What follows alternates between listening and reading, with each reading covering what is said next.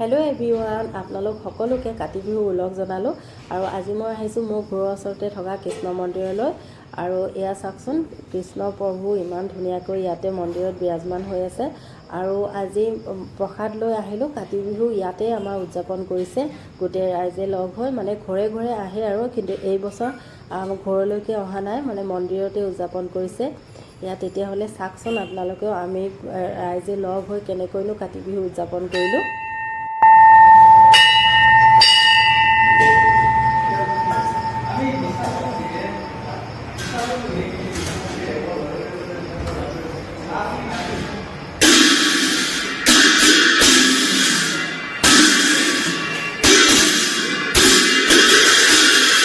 আৰু এয়া চাওক, গোটেই প্ৰসাদ ইয়াতে উলিয়াই থৈ দিছে, সকলে ৰাইজে দিয়া প্ৰসাদ। আৰু অলপ পিছতে ইয়াতে বিতৰণ কৰা হ'ব প্ৰসাদ, গোটেই ৰাইজকে দিয়া হ'ব। এয়া চাওকচোন প্ৰসাদ।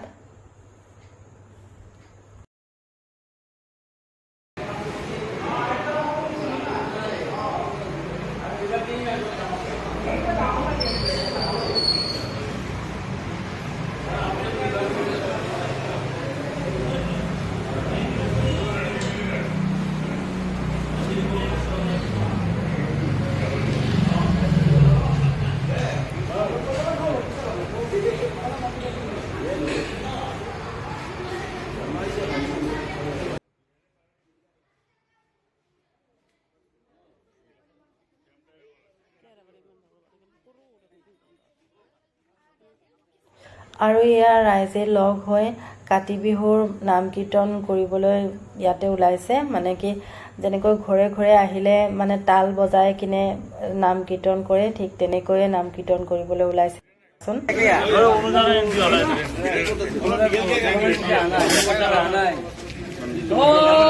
কৃষ্ণ বুলি হৰি বল, হৰি বল, হৰি বল। জয় ৰাম বোলা, জয় হৰি বোলা, ৰাইজৰ মনৰ কামনা পূৰ্ণ কৰি হৰি বল, হৰি বল।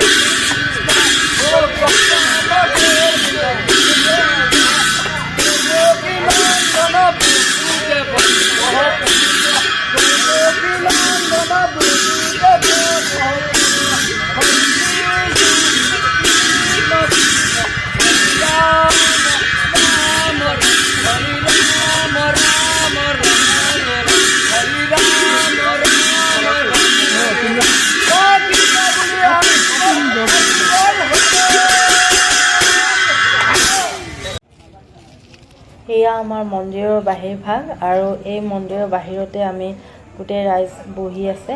আৰু অলপ পিছতে প্ৰসাদ বিতৰণ হ'ব ইয়াতে।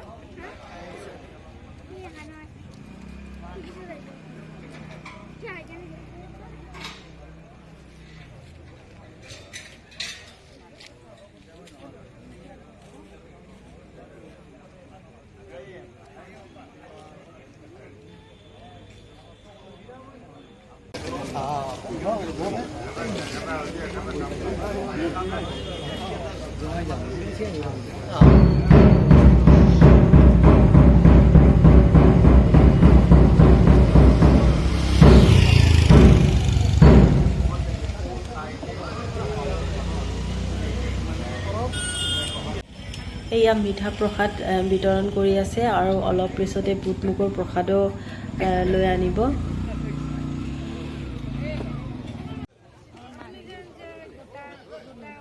আৰু এয়া বুট মুগৰো প্ৰসাদ বিতৰণ কৰিলে আৰু এনেকৈয়ে আমাৰ গাঁৱৰ ৰাইজে কাতি বিহু উদযাপন কৰিলোঁ আমি সকলোৱে লগ হৈ।